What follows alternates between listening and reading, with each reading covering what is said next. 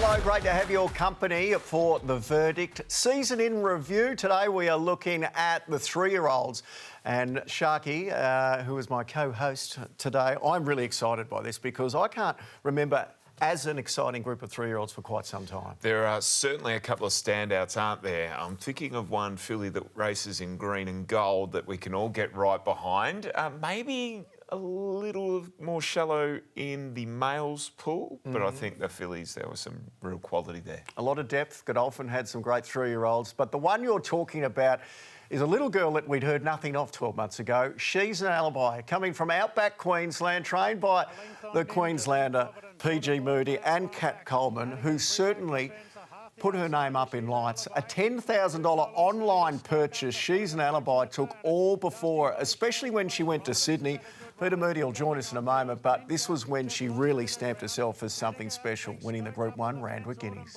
Two further back to Sheza Alibi, who's starting to wind up. Ninja moved up, hits the lead from Autumn Boy. Sheza Alibi chiming in, and Sheza Alibi got the upper hand from Autumn Boy. Then Ninja, Attica, Rivellino from further back, but the filly pins the ears back. What a performance. Sheza Alibi, different class in the Guineas. Beat Autumn Boy, Attica third. Different class indeed, and don't forget, she's beating a horse called Autumn Boy who performed extremely well himself, winning the Randwick Guineas, the Rosehill Guineas and also the Caulfield Guineas. So the form and depth is there. Oh, absolutely, and didn't just beat him, absolutely smashed him. Reminded me of another horse that came from nowhere in Queensland called Incentivise. And Peter Moody grabbed that one as well, and it's great to have Peter Moody on today's review. Moods, how good is this girl, and when did you realise that you had something special that had wandered into your stable? Oh, listen, how good, I know only time will probably dictate that. She's looked very impressive. She won her last 4 or 5. She sort of beat the sort of lesser grade 3-year-old fillies, worked through to a Sandown Guineas. And I think it's fair to say she probably beat an average lot on that day. But the way she did it probably heralded she was above average, the manner in which she went about it. Then she returned in the autumn. She was probably unlucky at a first start, but still put a margin on them. And then we saw those 2 runs in Sydney, the Guineas and the Doncaster. That was something to behold. So she always showed good natural ability from the first time she walked in the gate, but I just felt there was something missing a little bit. I thought initially, this is going to be a nice Saturday class 3-year-old filly and we'll chase a bit of low-grade black type. Just seemed to be holding back, not shirking a task, you just thought, well, there's another gear there, we just haven't uncovered it. And when we put the blinkers on, that became very apparent. We gave her 1 breeze in blinkers, took her to the races, I think at Flemington, had her first start in blinkers, and she was dynamic during the Cup week there. And she's only ever had them on race day since.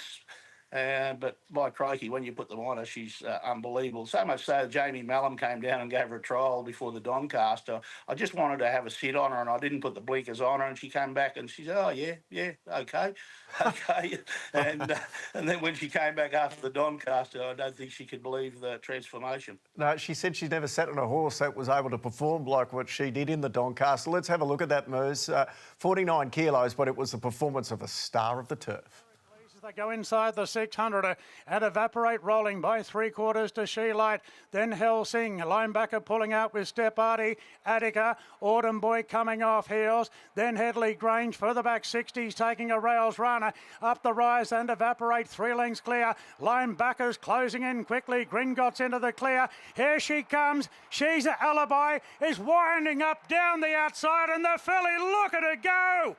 Oh my goodness, different class, Sheza Alibi for Jamie Mellon, the first filly since the great Sunline to do it. And what a statement.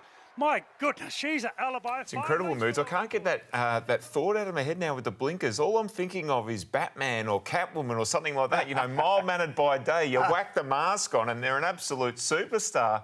I know you like to keep the lid on things a little bit, but how's it been for your training partner, Kat Coleman? She must be just over the moon, like borderline over racing with this girl in the stables. Yeah, well, listen, it puts a spring in everyone's step, no doubt about it. And Kat's very close with this filly, as she is with a lot of our sort of better horses. She rides a lot of them, work herself.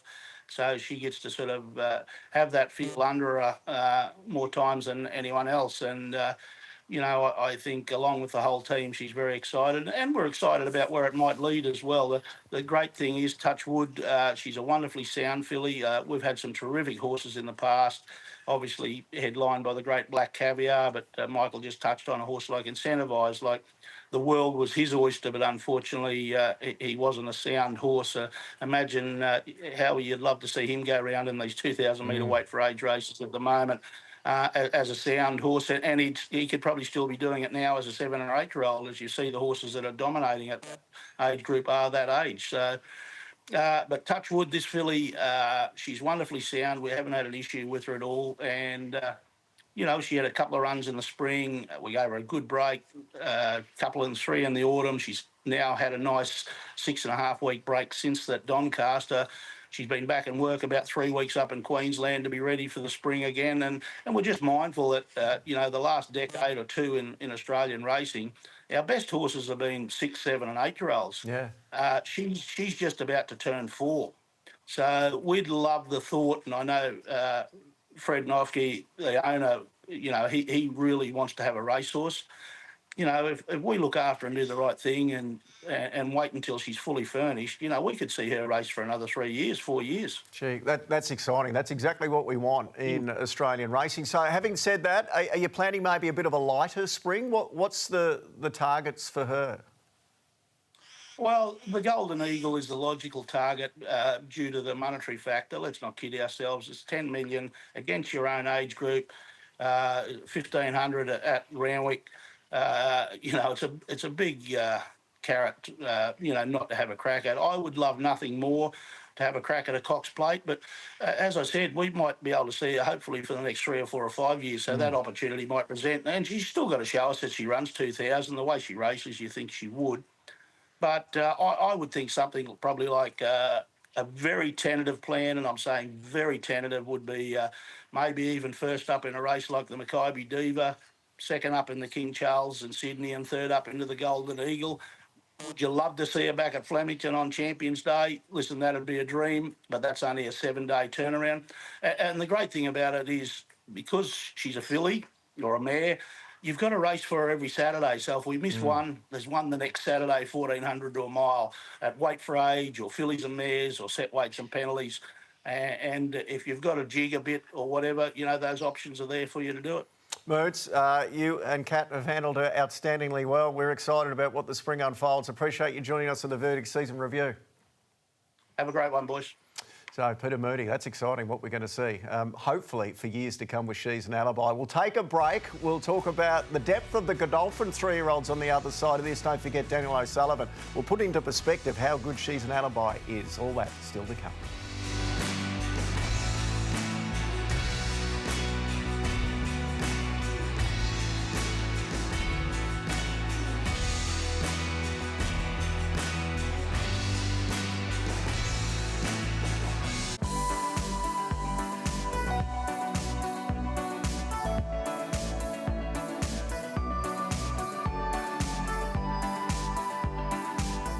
Welcome back to the Verdict Season Review of the 3-year-old Sharkie. Let's head up to Sydney now and have a look at some of the Blue Army's 3-year-olds, which had ridiculous depth this season.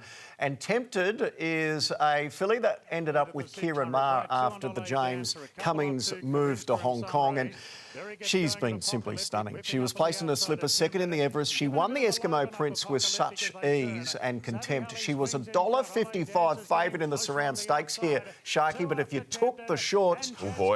Oh, you were nervous. Look at her go. She's going after Savvy Halley. Ole Dancer between them. Savvy Halley pushed on. Tempted pushed on. And Tempted moved up on the outside. Tempted takes a narrow lead from Savvy Halley, who won't lie down. It's Tempted and Savvy Halley. Tempted, Savvy Halley. Bob of the heads. Give it to Tempted, a nose over Savvy Halley. Wow, she fell in, she got that Group 1, but it was nervous moments. Do you think it was the 1,400? She's just a sprinter, or is she a bit over the top there? No, I think it's the 1,400. I think she's so dynamic, this filly, from 1,000 metres, 1,200. The turn of foot, it's just so potent. Another progeny of Street Boss, hasn't he been a great sire for the Godolphin team? I think 1400 just sees her out. That last little 150, Savvy Halley's no slouch, just pushed her right to the line. I don't think we'll see her extend beyond 1200 again. And that's fine. She's got the Everest to play in and numerous other Group 1s around Australia. She'll add to that tally for sure.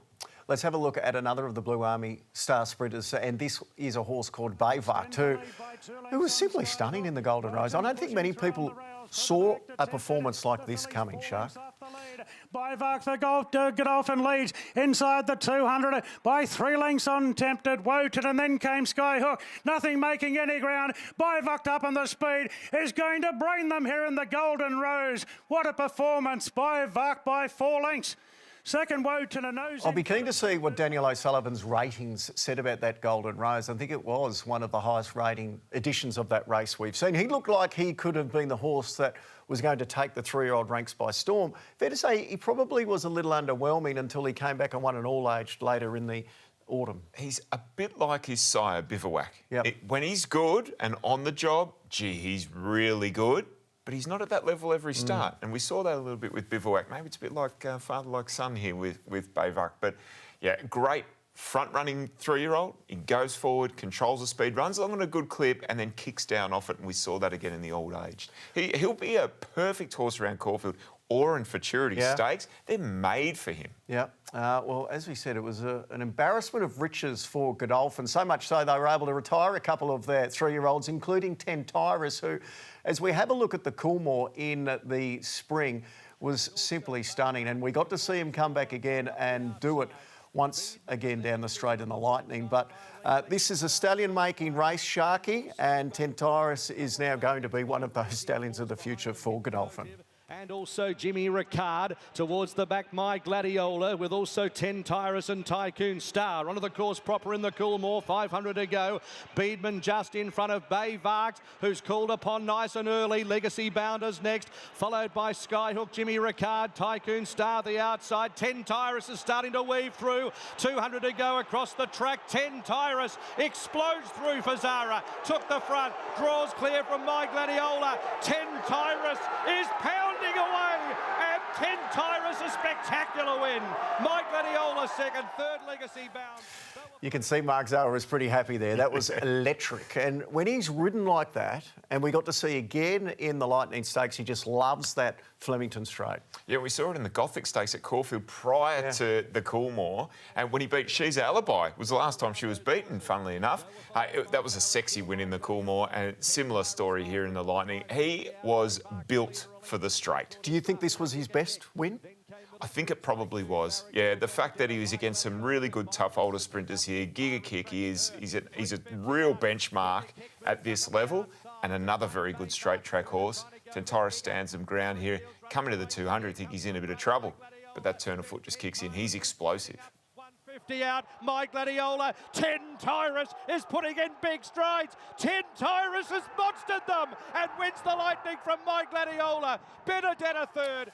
He had a few issues after that. We never got to see him at his peak, and now he'll head off to stud. Interestingly, Anthony Freedman told his son Sam, this could be the best horse you train.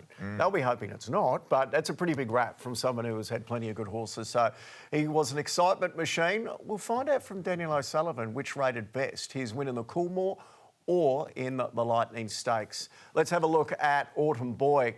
The middle distance 3-year-old ranks is always up for debate. Autumn Boy from the Wallace stable, the Caulfield Guineas. In recent years, we haven't seen too many superstars come through this. Maybe his old man was the last one that we really saw come through the Caulfield Guineas. How did you rate this year's edition? I thought this year's Caulfield Guineas was a bit flat. I think apart from the first 3 home, Autumn Boy, Observer and Planet Red, who's got his share of ability, I think their form will be pretty patchy out of this race, but Autumn Boy continues the trend of the Autumn Sun progeny that just travels so beautifully at a mile, strong at the end of their races. He's running at about 5% stakes winners to runners, that stallion, and Autumn Boy will have a place at stud eventually too.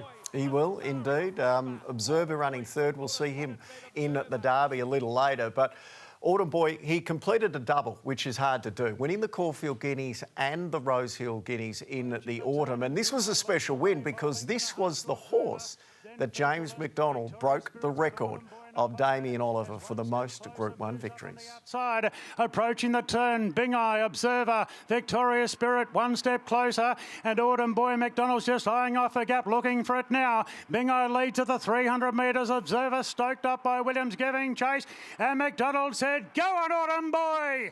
And Autumn Boy moved up at the 250, put pay to Observer Bing Eye. Further back then to Green Spaces, running on, but it's Autumn Boy clearing the Rose Hill Guineas. This is a win that'll live forever for James McDonald. 130 Group 1 winners, and what a performance. Green Spaces second. It gives good context to what Sheza Alibi was able to do when she absolutely pantsed him. But he is still a very good horse that you would love to own, and he could have a very big spring carnival as well in that category, in that area, over a mile. He sure can, and Green Spaces going, obviously running second in that race and then going winning the Derby so well. So there was some depth in that race. Just a shame Observer wasn't quite at his best there in Sydney. Would you try and stretch him out to 2,000 or keep him to a mile? I think in time they'll give Autumn Boy a shot at 2,000, absolutely. But I think he'll have mile targets first and foremost on his calendar. You speak of Observer, and he did very well indeed. Became one of only 4 horses to have completed the Derby and the Australian Guineas double. Now, I know the Derby's a bone of contention with you over 2,500 metres in spring, and they took luck out of the equation. He's probably not a true 2,500 metre horse, but Mark Zahra put him in front and took bad luck out of the equation.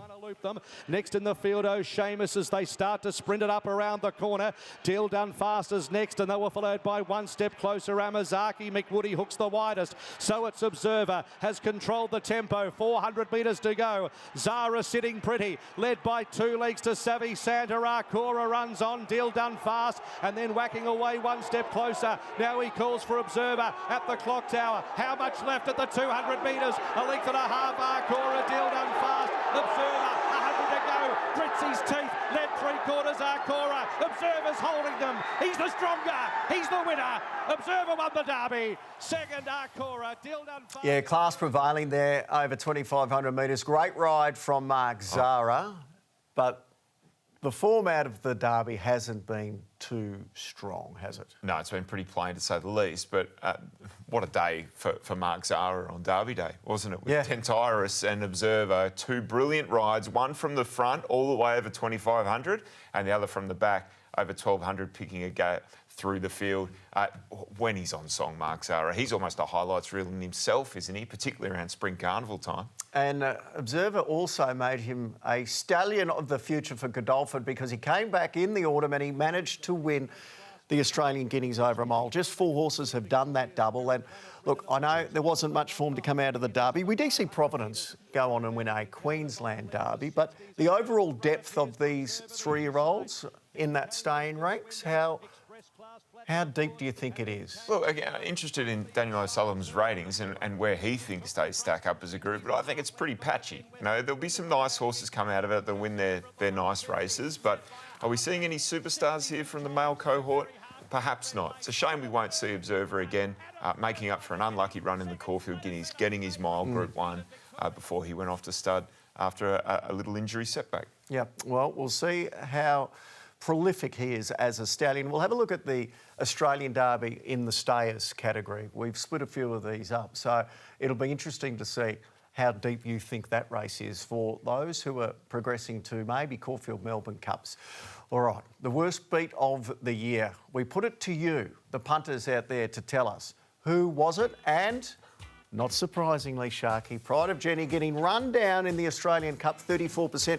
I voted for Angel Capital, who also might vote very highly in another category that we've got, those that maybe have over-promised and under-delivered. Yes, potentially. And what about Extra Galactic in the Goodwood? Another one. Boy, there were some tough beats this season. Poor Luke Cartwright. I don't think he's got over it yet, but they are the worst beats, according to you, on social media. We'll take a quick break. On the other side, Daniel O'Sullivan will join us with all his ratings.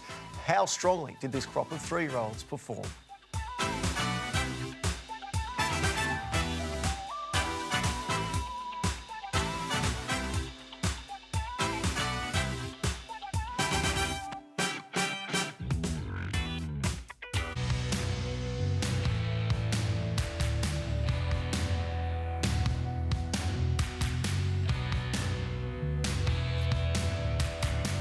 Welcome back to the Verdict season review of the three-year-olds. Time now to see how well these horses actually performed with the guru Daniel O'Sullivan, who joins us. Dan, great to have you on once again. It felt like this was one of the strongest crops of three-year-olds we've seen in recent years, headlined by Sheza Alibi. Did the numbers stack up as well? Yeah, I think they did, Michael. Obviously, Sheza Alibi drags the group up. Her Doncaster win was historically elite. Her Round McGuinness win was also very good.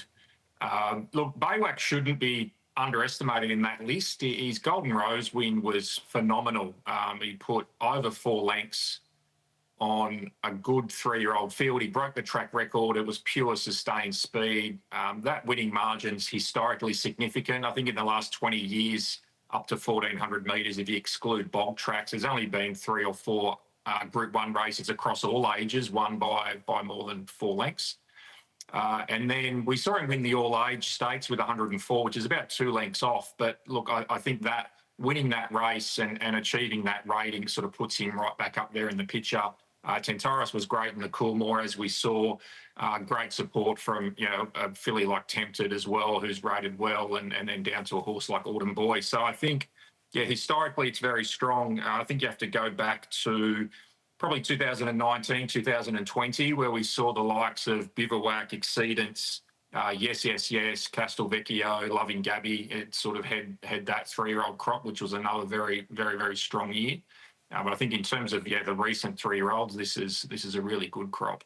Daniel, when I look at those ratings and the best from that demographic, Tempted's name just appears often and, okay, down towards the bottom part. But when you look at her and her figures out of her three-year-old season, is she the horse you expect to really step forward as an open-age sprinter? We know she's been competitive against older sprinters already.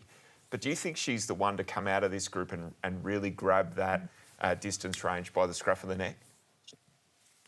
Look, certainly in the sprinters, she could be. She's got that profile, Sharkie. I mean, she's not yet at what I'd call a truly elite level in terms of her ratings, but she's so consistent in terms of what she has been doing. And historically, if horses can continue to mature and develop, it's that consistent platform that gives them a better chance than average of springboarding to new levels. So, look, she has a way to go to reach what I'd call elite sprinting levels. We're sort of in an era where our best sprinters are historically below what we're used to seeing. But, look, that consistency is very hard to knock. And if she keeps maturing and developing, as we said, then, she has a really nice profile to go on and maybe become our best sprinter. She's an Alibi is the top of the tree, as she should be, and she also was the top of the middle distance as well, the open age middle distance with that win in the Doncaster 109. Historical context, how does that 109 rate? When's the last time we saw a three-year-old rate higher than the older horses? Look, definitely in the last 10 years that I've been doing these particular ratings, she's clearly the best three-year-old we've seen. You've probably got to go back to the likes of maybe like an All Too Hard and Piero to find a three-year-old that would be similar.